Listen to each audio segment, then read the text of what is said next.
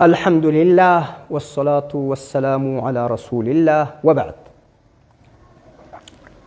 امام ابو حاتم ابن حبان البستي رحمه الله هغه پرون دا خبره وکړه چې عمر بن الخطاب رضی الله تعالی عنه هغه چې کوم بعضې صحابه کرام چې دغه په اړه دا خبره وکړه چې دا په جیل کې اچول دي، هغه باندې خو موږ کلام وکړو چې دا ثابته نه ده. البته د دې صد بیا خپل شی راایستلی چې ګوره عمر او بل هغه خو بیا ثابته خبره وه چې عمر بن الخطاب رضی الله عنه چاته وویل؟ ابو موسی اشعري رضی الله عنه ته وویل چې ته رالې سلام دې واچوئ درې واره، سلام دې ووایي، برته ولاړې او بیا ما ته دا وایه چې رسول الله صلی الله علیه وسلم دغه ویلي دي چې درې واره تاسو اذن وغوښتئ، اجازه نسوه درته وه، بس ځئ. دا د رسول الله صلی الله علیه وسلم څه اورېدل دي، پر دې څه دلیل دي؟ ستا سره څوک شهید شته؟ بیا دی ولاړی د خوب په حالت کې و، مجلس ته ورغلی، بیا ابو سعید خدري رضی الله عنه ورسره رالی، بیا نو عمر بن الخطاب رضی الله عنه ورته وویل چې دا دی نه دی چې ما پر تا باندې دا ګمان دی چې ته درواغ وایه، او خپل هم د استغفار وغوښتي چې دا څنګه د رسول الله صلی الله علیه وسلم حدیث دی او ما ته نه دی معلوم. بیا یوه دانه بله واقعه د غی په یاد راله، د غی مختصره بیا درته ما تحقیق پخوا پر کړی دي، کار چا پیدا که بری بیا راوښیه زما په تحقیقاتو کې شته. هغه نه دی چې عمر رضی الله عنه ته یوه ښځه پر منبر ولاړه سول، بیا یې نو ورته وویل چې الله پاک وایي تی قنطار ورکړي او دا ته مهرونه کم کړي. نو بیا عمر رضی الله عنه درې قسم یا څلور قسم الفاظ دي وارې ورته ویل چې اصابت امرأة او اخطأ عمر، په بعضو کې بیا دي چې ان امرأة خاصمت عمر فخصمت، یعنی داسې چې ښځې د عمر رضی الله عنه سره جنجال وکړي ویې ګاټئ. په بله کې بیا دا دی چې ښځه حق ته ورسېده عمر خطا سو.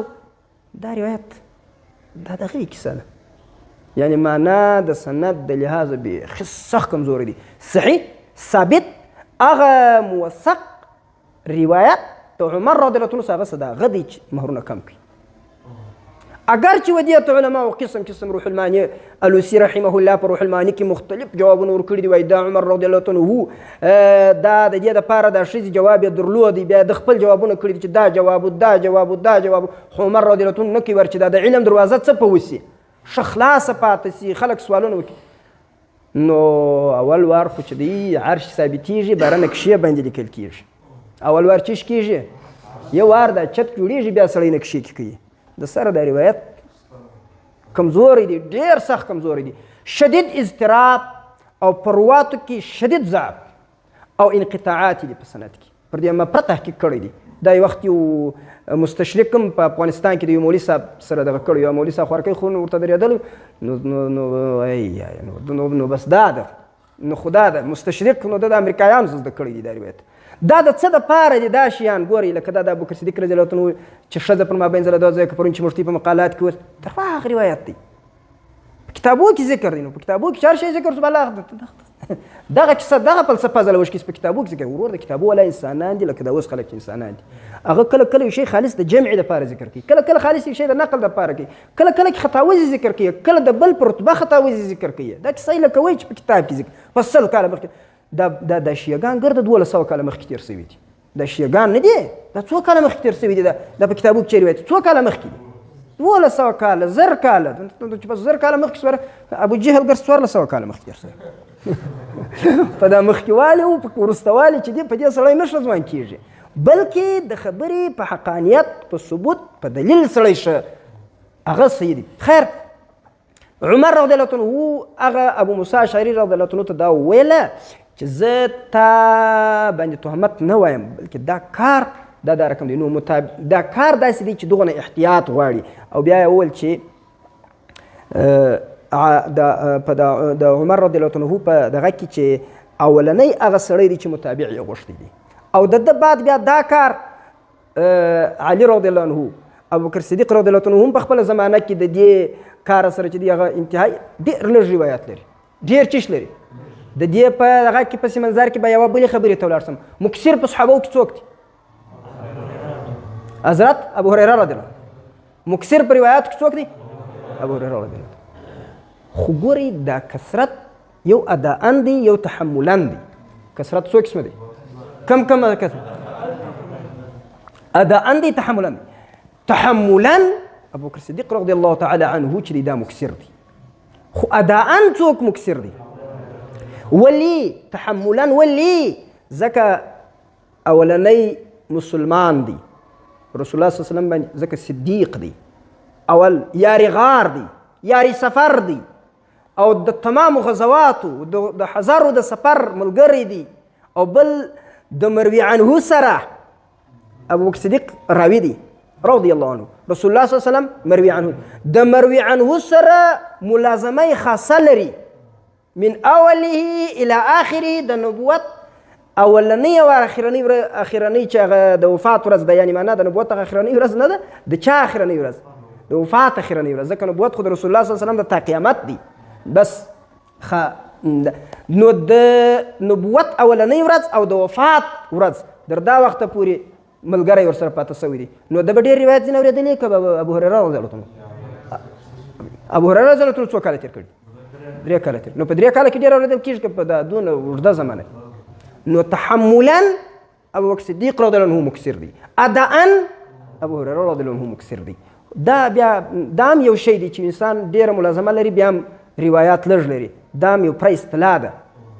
د کله کله محدثین دا اصطلاح ولم یکن له بخت نه درلود، بخت نه لري، یو سړی سخت مزاجن. زموږ په ایمو کې بخیر ډېر خلک دا رقم چې په دې وجه یې شاګردان چې سخت المزاجن. بهرحال ابو بکر صدیق رضی الله عنه، علي رضی الله عنه، دا رقم صحابه وو په خپلو زمانو کې دا ډېر ټینګ چانبین شروع کړي.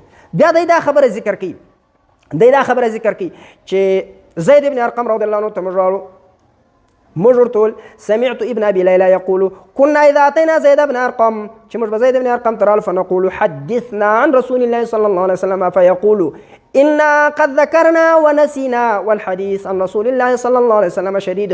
موږ مخکې روایات مې یاد ول بیانول مې، اوس مې هېر دي، نو اوس یې نسو څه به کولی. او د رسول الله صلی الله علیه وسلم نه روایات بیانول شدید، دا یو چیش کار دی، سخت کار. او دا رقم د یو بل روایت د ابن عباس رضی الله عنه ذکر کوي، هغه وایي انا كنا نحدث عن رسول الله صلی الله علیه وسلم اذا لم يكذب عليه، چې پر رسول الله صلی الله علیه وسلم باندې درواغ نه وشوه سوي. موږ دا روایت منو. فلما ركب الناس الصعب والذلول، چې خلکو هره لار ونیوه پر روان دي، ترکنا الحديث عنه. ګورې دا خبره رسول الله صلی الله علیه وسلم په زمانه کې مو چې پر ما به خلک درواغ تړي، ځکه یې ویلي چې من کذب علی متعمدا من قال علی ما لم اقله. او دا د ابن عباس رضی الله عنه دغه خبرو سم معلومه ده چې درواغ خلک پر رسول الله صلی الله علیه وسلم باندې څه پکوي وای. بیا دی خپل استدلال کوي وقد اخبر ابن عباس ان تركهم الروايه وتشديدهم فيها على اصحاب رسول الله صلى الله عليه وسلم كان منهم ذلك توقيا للكذب عليه من بعدهم لا انهم كانوا متهمين في الروايه على ما ذكرنا قبل. وای دغه ابن عباس رضی الله عنه، دغه زید ابن ارقم رضی الله عنه، دغه علی رضی الله عنه، دغه عمر رضی الله عنه، دغه جمله د دې فضلاو صحابه کرامو، ځکه دا کار دونه درکړی چې دا د دې وروسته خلک دا جرأت ونه کړي په دې شي کې، دا یو ډېر ګران پند دی. اسې څوک نشي په ګډ، بس رسول الله صلی الله علیه وسلم دی فرمایي، رسول الله صلی الله علیه وسلم دی.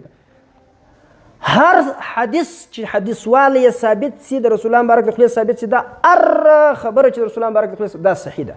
خو هر صحیح خبره رسول الله صلی الله علیه وسلم نه ده کړې. اوس جاز په هوا الوزي، اوس دا رسول الله صلی الله علیه وسلم ویلي دي، حالانکه صحیح ده. څه شي ده؟ صحیح ده.